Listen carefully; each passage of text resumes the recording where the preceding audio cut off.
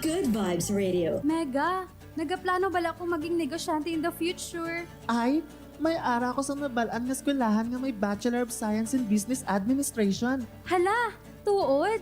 Sa diin man na. Sa Green Valley College Foundation Incorporated, Mega. Dali na mapa-enroll kita ya.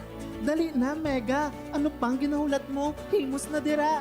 Simulan na ang iyong asenso dito sa College of Business Education. Pupod kita sa Green Valley. Tito, tita, kuya at ate. Isa pang paraan na tayong mga Pilipino ay nagpapakita ng paggalang sa mga mas nakatatanda ay sa pamamagitan ng hindi pagtawag sa kanila ng kanilang mga unang pangalan. Ang paraan ng pagtugon sa mga tao ay may isang sistema. Ang mga nakatatandang kapatid o mga mas matanda sa iyo ng ilang taon ay tinutukoy bilang ate para sa mga babae at kuya para sa mga lalaki. Ang mga lolo't lola o may mga edad na ay tinatawag na lola para sa mga babae at lolo para sa mga lalaki, kahit na ang mga hindi kilalang tao ay binibigyan ng respeto. Ang manang at manong ay karaniwang ginagamit para sa mga tao na may edad na. Kagalang-galang din na tawagin ang mga kaibigan ng magulang mo at magulang ng mga kaibigan mo bilang tito at tita, na katulad ng pagtawag sa isang tao bilang tiyuhin o tiya. Ang paalalang ito ay mula sa 90.5 Good Vibes Radio na may layuning pangalagaan ng mga kabataan ng susunod na henerasyon sa pamamagitan ng pagturo at pagsasabuhay ng mabuting asal at tamang pag-uugali. Dahil dito, Good Vibes tayo! 90.5 Good Vibes Radio. Hatid sa inyo ng Integrated Bar of the Philippines, South Cotabato and General Santos City Chapter ng Good Vibes Radio. Ito na ang programang magbibigay sa atin ng kaalaman at sa pangunahing layo ng batas upang mataguyod ang katarungan. Alamin ang iyong karapatan. Kasama ang inyong Attorney RJ Sustiguer, ang inyong Mr. Edukasyon at Attorney 𝗚𝗫𝗥𝗦 Perez. Legally yours sa DXRS 90.5 Good Vibes Radio tuwing Martes alas 9 ng umaga dito sa DXRS 90.5 Good Vibes Radio o manood sa ating FB Live sa facebook.com/goodvibesfm 905. Legally yours.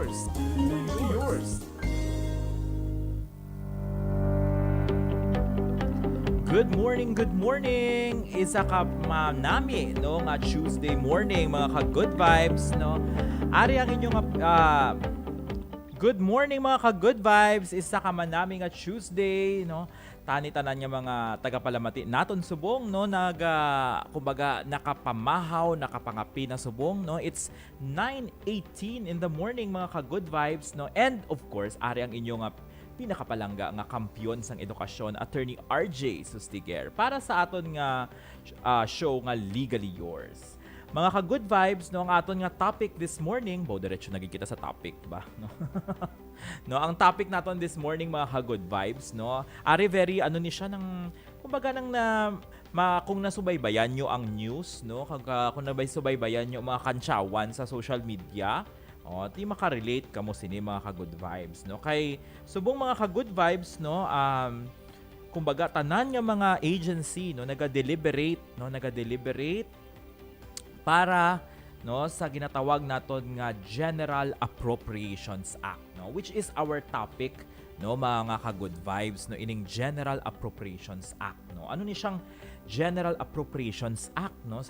Ang General Appropriations Act, mga ka-good vibe, no, yearly ini siya ginapasa nung inang layi nga ini, no. So yearly ibig sabihin may ara ka sang General Appropriations Act of say 2020, 2021, 2022, 2023, no, 2024, no, 2025, no, and so on, no. Kay every year, mga ka-good vibe, daw gina-determine naton, no, in a very layman's perspective, kung diin makadto ang kwarta sang gobyerno, no. So importante bala ina nga mabalaan naton kung di makadto ang kwarta sang gobyerno. Yes, no, importante ina siya, mga ka-good vibes, no. At ang pag-determine sina, no, sang kung di makadto ang kwarta sang gobyerno, no?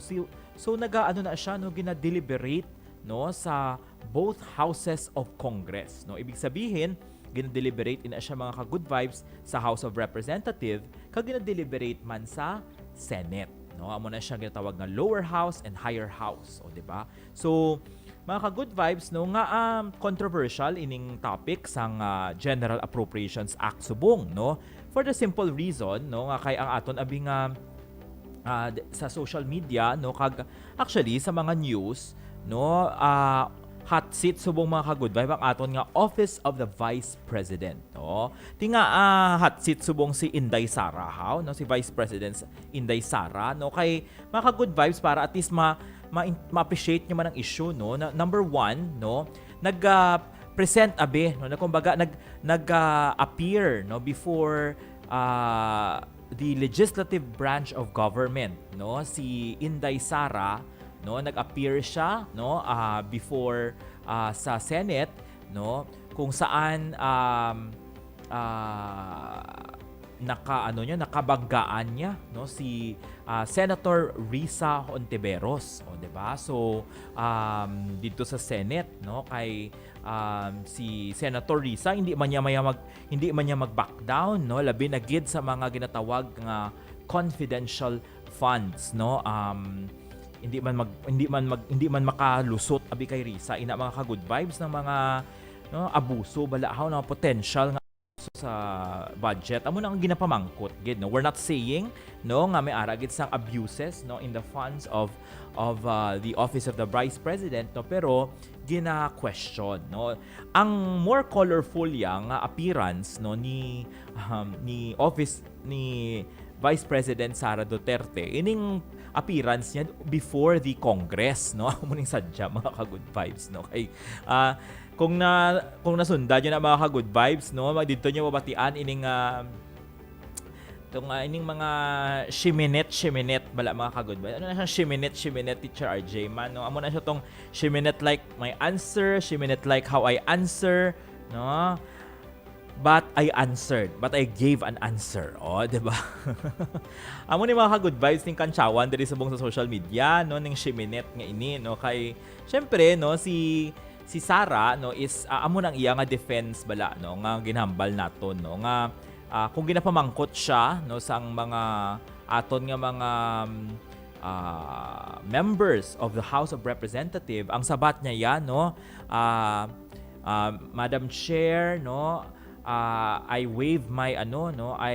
waive the opportunity to defend my budget and I leave it, no, to the, kumbaga, the wisdom daw, no, sang committee, no, kung anong ihatag nga budget sang Office of the Vice President, no. So amo ganina, no, makita mo dito pila ka kongresista ang namangkot, no, kay Vice President Sara, and the answer is the same, no. So kung pamangkoton yung nga paulit-ulit ang answer niya, no, so ang sabat is shiminet, no. Shiminet like, no, shiminet like my answer, shiminet like how I answer, shiminet like the content of my answer, no, but I answered, no, diba? So syempre mga ka-good vibes, no, makita mo man dito kung mag-i-observe mo ang demeanor, no, sang mga kongresista naton. Now, ako lang man yung mga ka-good vibes, ha. Ma-feel ko nga medyo daw na disappoint sila, na frustrate sila, no. Ang iban gani do na imbierna, no. Na imbierna kita na mga ka-good vibes. Why, no? Kaya syempre, no, ang hambal ganito ang isa, no, we are spending time, no, to deliberate, no, on the budget, and how can we parang kumbaga, how can we justify ining time nga ini, no, gihatag sa aton, no, when we cannot, no, we cannot have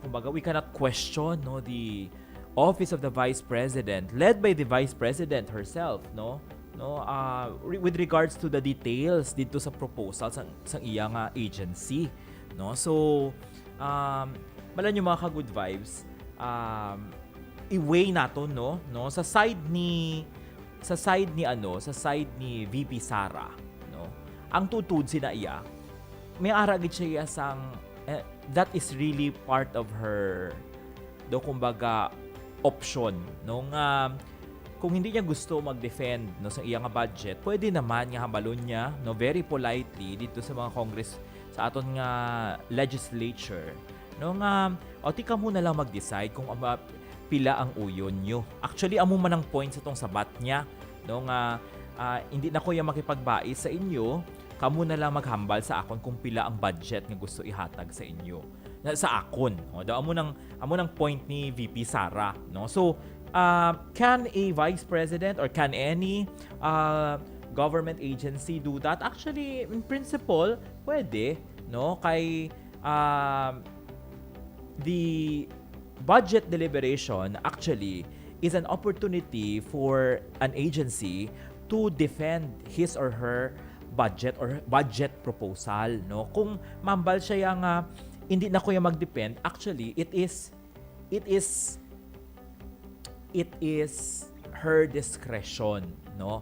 Pero ang the other side of the coin, mga ka-good vibes, no? If you do not defend no your budget naman, ibig sabihin bahala na gid man no ang legislator kung pila ang ihatag sa imo. Like, is it possible Attorney RJ nga zero gid ang ihatag sa Office of the Vice President? It's possible actually, no? Pwede ba nga i-reduce nila ang budget nga ihatag? It's also possible, no? Is it also possible, Attorney RJ, nga beyond ang pwede ihatag, no? Well, medyo a bit of a stretch siya kasi normally mga ka-good vibes, ang gina-approve we normally do not approve no beyond no what is being proposed, no? Pero in principle, no, it's possible, no? Meron lang mga gagawin, no? Ang proponent, no? So amo na siyang effect pag gina-waive mo ang opportunity to defend your budget. Pero ang mas taas gid nga chance sa mga ka-good vibes is it's either ibaba nila no, or no posible nga hindi katagaan sang budget, no? Pero though remote man ang possibility nga hindi tagaan sang budget, kaya kaluluoy man ang mga tao, no, under that office, no? Ang point nga kailangan siya ibaba, mga ka-good vibes, is because kung may mga activities dito, may mga programa dito nga hindi ma-explain sa tao, no? Nga siya tagaan sang kwarta sang tao, no? Ang ginapunto sa aton nga mga kongresista is no ang public fund, no, gin-entrust ina siya, no, sa mga public officials, and that the public coffers, no, ang public fund, hindi na siya pwede nga nang daw hindi kita transparent sa use ng public fund, no? So makita man naton mga ka-good vibes, no, nga dira sa punto nga ang aton nga mga legislature gina exercise sa tuod lang ang ila nga tawag nga power of, no, yung ila nga power, no, to determine, no, ano gid ang tama nga pag-allocate sang funds, no?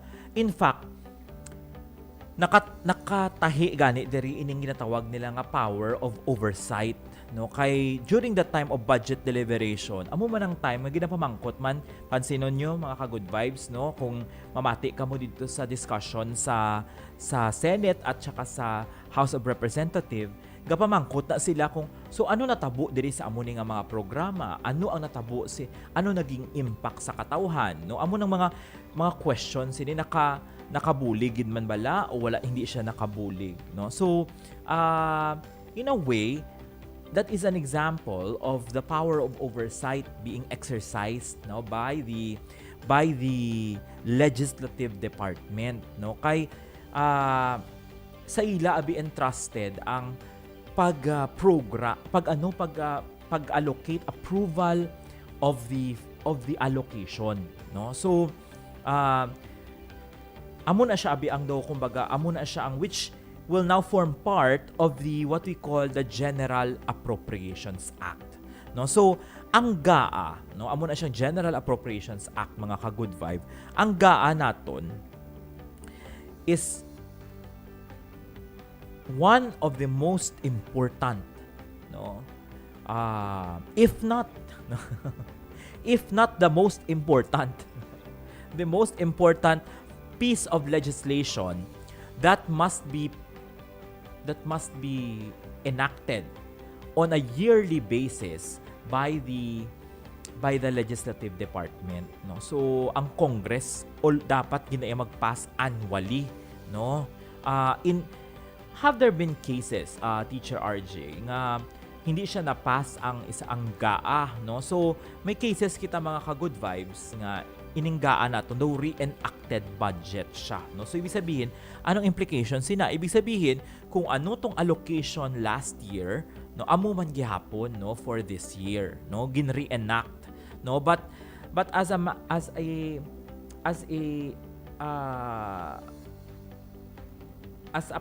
best practice naton, yearly gid ya, mas nami gid nga may ara sang, no, ginapasa nga General Appropriations Act, no? Kay ang disadvantage sang ginatawag naton nga re-enacted budget, no, although mahambal naton nga pag re-enacted budget wala na siya libog, mga ka-good vibes, no? Kay kumbaga copy paste ang natabo, no? Copy paste, kinopya lang mo, gin-re-enact lang, no? Ang disadvantage na mga good vibes sang re-enacted budget is kung may ara sa mga bag-o nga mga programa nga gusto i-introduce, I think hindi mo siya ma-introduce for that year, no? Paningkamot ka na lang kay ang sundon iya nga budget tung previous man nga budget, no? So that's why every year magpasagin na siya ang sa legislative department sang General Appropriations Act, no? So sa Constitution, abi mga ka-good vibes, very clear, no? Ginambal gid rin, no, sa Constitution, no, nga Section 24, no? So Section 24, no, amo na nga very very hyper kita na ang mga House of Representative naton. Section 24 Article 6, no, under the Legislative Department, ginhambal dito, no, sa Section 24. Anong hambal? All appropriation, revenue or tariff bills, bills authorizing increase of the public debt, bills of local application, and private bills shall originate exclusively in the House of Representatives, but the Senate may propose or concur with amendments. So diri nga section, mga ka-good vibes, no, diri ang do kumbaga diri mo makita ining part sang appropriation, no, sang kumbaga diri naka-anchor ang appropriations, General Appropriations Act nato. So ginahambal diri nga ang mga mga appropriation, no, mga legislation regarding appropriation naga-originate gidali na siya exclusively in the House of Representatives. So iano tanin siya iano tang nga akaya diri sa House of Representatives ginapa-originate exclusively kay mga ka-good vibes sa House of Representatives, no, dira mo gid makuha ang daw kumbaga ano gid bala ang pulso sang katawhan, no, because the members of the House of Representatives, you know, are representing their respective districts, their respective party list, no, amo na nga mas direct sila going to the community, no, and hence kung may mga issue man nga diin dapat makadto ang kwarta, sila ang mas may better voice, no, to say where it should be spent, no? Klaro ba ina diri iya sa Section 24 gin-mention diri nga ang Senate iya hindi na siya nagaobra sang wala siya naga-propose ang appropriation, no, pero ang role sang Senate, mga ka-good vibes, is kung na-generate na, no, or na-draft na ang kumbaga initial nga appropriations nga bill, pwede niya i-improve, no? Pwede siya mag-propose, no, sang addition or sang modification, or pwede man niya nga i-concur, no? Ibig sabihin pag ginambal nga concur, mga ka-good vibes, do kumbaga i-approve niya, do i-ano niya ba, do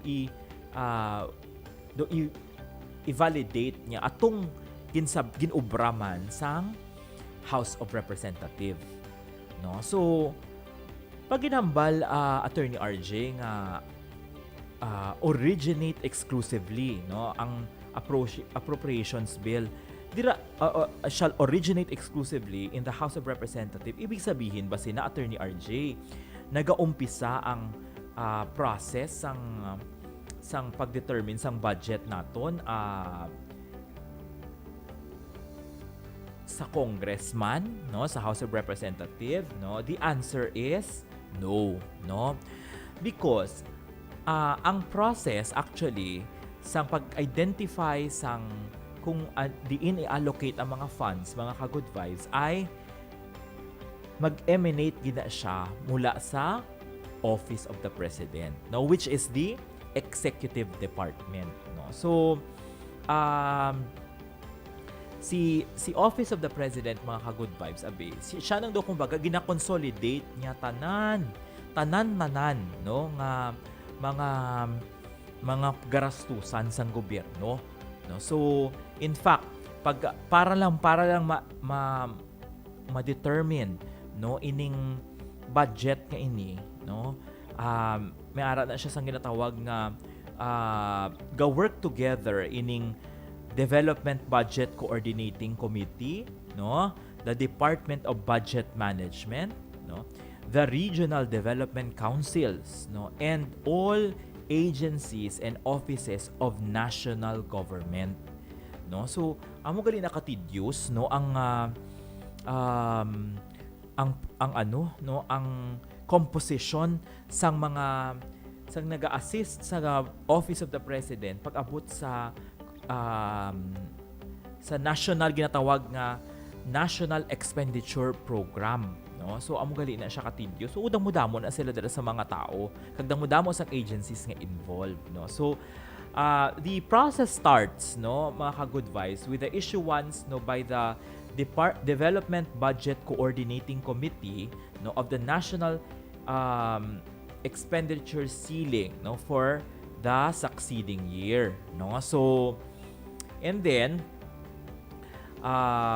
pag na-issue na to, no, ang National Expenditure Ceiling, no, for the succeeding year, ang kag natanggap na ini siya sang DBM, no, ma-issue ini ang DBM sang National Budget Call, no, that provides the general guidelines to be followed by the agencies in preparing their budget proposal, no. So ang DBM gigali naga-issue sila sa mga guidelines, mga ka-good vibes. Pagkatapos nila, no, the respective agencies then issue their agency guidelines for their regional offices and directs them to prepare their respective regional budget proposal, no. So from DBM makadto gali na siya sa mga agency, tapos sa mga agency makadto sa ilang mga regional offices. So makita naton diri mga ka-good vibes, no, kay ang importance ng regionalization sa mga national line agencies naton, hindi lang man na siya actually very centralized gid, no, nga didto lang sa Manila ang naga-determine sang budget, but even gali sa region na, no. And then the agency regional offices prepare their budget proposal, no, and consult their respective local government counterparts, no, and the Regional Development Council on the priority programs and projects to be funded for the succeeding year's general appropriation, no. So amo gali na siyang katabo, no. So diri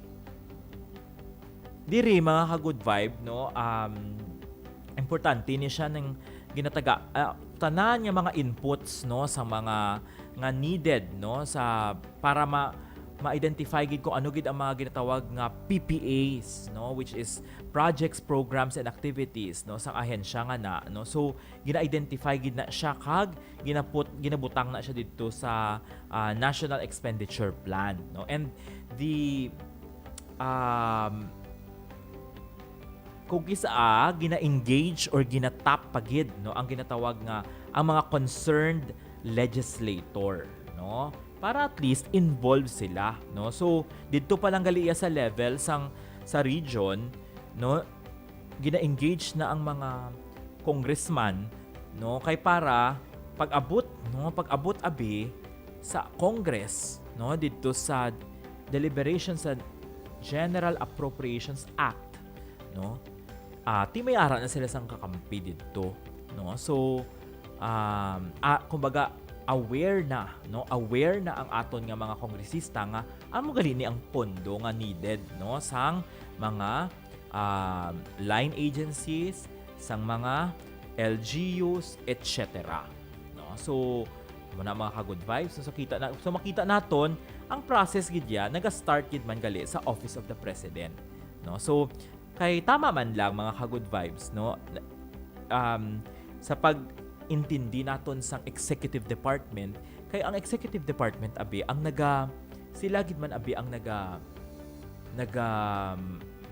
naga-implementar sa mga programa, no. So mamangkot ti Attorney RJ nga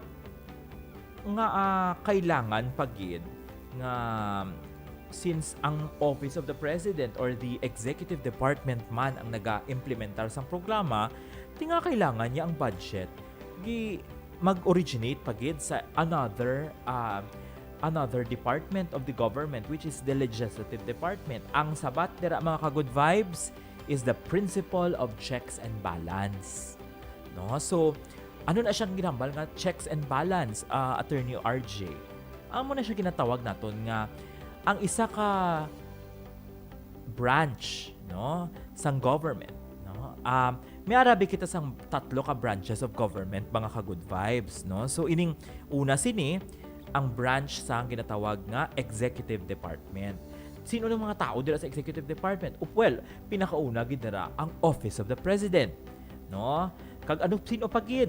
Upod na dira ang mga line agencies, mga different department nato, mga ka-good vibes, mga bureaus, no, mga GOCC, no, mga basta tanan nga kumbaga saklaw sang Office of the President, no, naga-execute sa mga programa, no, para sa publiko, no. Upod ba dira Attorney RJ ang Office of the Vice President? Of course, 'di ba? So amo na siyang executive department, no. Ano pa gid ang other branch of government, no? Ang other branch of government is the judicial department, no, or the judiciary. Amo naman na siyang mga Supreme Court, Regional Trial Court, Municipal Trial Court, Municipal Trial Circuit Court, no, mga different courts mga ka-good vibes. So diri naman ini mga justices, judges, etc. No? And then finally mga ka-good vibes, the last branch of the government is what we call the Legislative Department, no. Amo ni siya ang aton nga kita may ara kita sa ginatawag nga bicameral, no. Pag ginabal nga bicameral, may ara kita sang House of Representative kag may ara kita sang Senate. Now, i-apply naton ining principle sang checks and balance, no. While it is true nga ginahatag sa Executive Department, no, ang opportunity para ma-craft ang National Expenditure Plan naton, no, ang pag-approve sina wala na siya ginahatag sa ila, no, ginahatag sa another branch which is the Legislative Department, no, nga ginahatag sa another branch for checks and balance, no, para kung halimbawa para ma-ascertain nga number 1 katong ara didto sa National Expenditure Plan, amo gid bala ato ang mga dapat i-prioritize nga mga programa. O, 'di ba? So, kay ang aton nga presidente, 'di ba, may ara na siya sa ginatawag nga every year may ginatawag nga SONA, no? So, ang question is ang mga pagastusan man naton align ba siya sa direction nga giset sang aton nga presidente, no? Sang aton nga gobyerno, no, in general, no? So gina-check, no, kung may ara sang alignment. Pangalawa sina mga ka-good vibes, no, as part of the check and balance, gina-check man kung katong mga gintagaan sang budget before, no, prudent ba, no, or hindi ba na-abuse ang paggamit sang funds, no? Amo gani ng mga ka-good vibes, naintindihan ko man ining punto sang mga congressman naton, no, nga mamangkot sila kay VP Sara, no, kay part abi na siya sa ginatawag nga oversight function, no? Ano na siyang oversight function, Attorney RJ? Amo na siyang function nila nga mag-check man kung tama ang paggamit sang kwarta, no? Hindi abi pwede mga ka-good vibes nga na-limit ang aton nga mga mga legislators dito lang sa pag-approve sang budget. Dapat ara man sa ilang nga trabaho atong i-check kung tung naaprubahan man namon mga nga budget, no, worth it gid bala ato, no? So unfortunately mga ka-good vibes, ang aton nga Vice President refuses, no, to disclose information regarding, no, let's say the use of the confidential funds, no, itong mga gina-question nga mga items dito sa iya nga proposal, no. Sino gani to siya to, si Congressman Abante ba to, no? Daw na ugot-ugot na gid siya kay hambal. Nang kay kumbaga hambal niya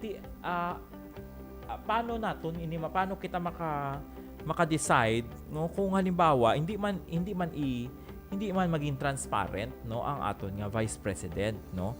Actually mga ka-good vibes, gina-assert niya tong iya nga power of oversight. Attorney RJ, pwede bala na nga i-approve lang bala nila, no, bahala na kumbaga bahala na si Vice President, total she has the mandate of the people, no. Remember na mga ka-good vibes, ha, mas taas pa ang boto ni VP Sara sa aton nga presidente, no. So kumbaga overwhelming ang mandate niya. Now sa aton abi nga constitution mga ka-good vibes, no, so wala man na iyasang do kumbaga kung sino pinakadamo nga boto or sinong ano. Tanan nga mga government agency hindi exempt, no, dito sa power of oversight, no, sang legislature kay kung mabulilyaso, kung halimbawa may ara sang abuses of funds, which is I think amo man ni siya ang I think ang mga taga House of Representative nato naintindihan gid nila ng punto nga ni kung may aras ang pag-abuso sa fund, ang balik man yapon dito sa Legislative Department, no, kay ang pamangkot na sa ila would be nga gin-approve nyo how, di ba? No, na remember ko lang mga ka-good vibes, no, ambot kung tama ang ako nga recollection kay last year, na remember ko do gin-approve man lang ang budget sang Vice President, no, tapos gin-assert pa gani ang ginatawag nga interparliamentary courtesy, no, kag nag-move kita na to ya si Representative Sandro Marcos, no, nga no, as a matter of the interparliamentary courtesy, diba, approve na lang ang budget dayon sang Vice President, no. So well, times have changed. Tama ba, no? Kadali lang magbago sa mga ihip sang panahon, no. So kadali lang, kadasig lang ba. So kita nyo man, mas madamo gaya sa mga question subong, no. Kapin pa mga ka-good vibes, no. Dito abi sa case sang Office of the Vice President na nagkataon pagid nga may ara sa ginatawag nga mga COA findings, no. A few days before the deliberation sa budget nila, may ara talasang COA findings, no, nga ginapasabat, no, ang Office of the Vice President dito sa mga gingastos, no, nga well according kay COA hindi siya dapat gingastos, no. So amo gani na nga during the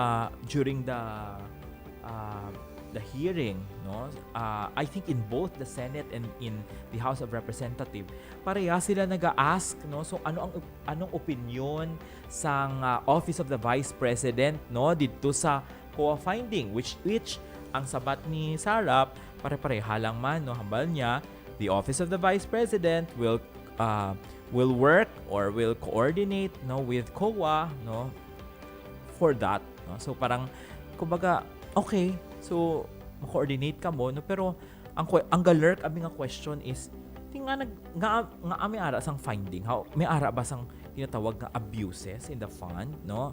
So amo ng punto dira mga ka-good vibes, no, nga kung ang isa ka opisina wala sang mga findings, no, it only means maayo ang pagkagamit sa mga punto, no. Na-remember ko lang, no, hindi man sa wala may pabor-pabor kita, no. Na-remember ko sa previous naton nga Vice President, no, may ginatawag yang mga ng unqualified opinion, no, nga wala ta na iya sang findings, no. In fact, ginatagaan pa sa mga highest rating pag-abot sa mga disbursement, no, ang Office of the Vice President, no. For the record, mas mababa ang gina-request nito nga mga budget, no. Ang senator na lang gani kag ang Congress na lang to ang nagapaakyat-akyat sang iya nga budget, no. Kay makita naton nga nang daw damo siya sa mga activities, no. Ginpabangkot siya, no, si former Vice President Leni Robredo, no. So sa kadamo mga activities sa kagamay sang imong budget, paano mo na siya na-execute, no. Ang sabat niya didto ang private sector abi gabulig sa akon. O, 'di ba? So kita mo na dira mga ka-good vibes, no, ang power sang private sector nga magbulig. So amo to daw nahuya man ang mga senator nga hindi nga kumbaga mag fully depend ang isa ka opisina nga function man wala sang COA findings, no, nga gintaas-taasan nila gamay ang budget ni former Vice President Leni, no. So ari subong ning sa case ni VP Inday Sara, malantawon ta kung ano ang reaksyon naman sang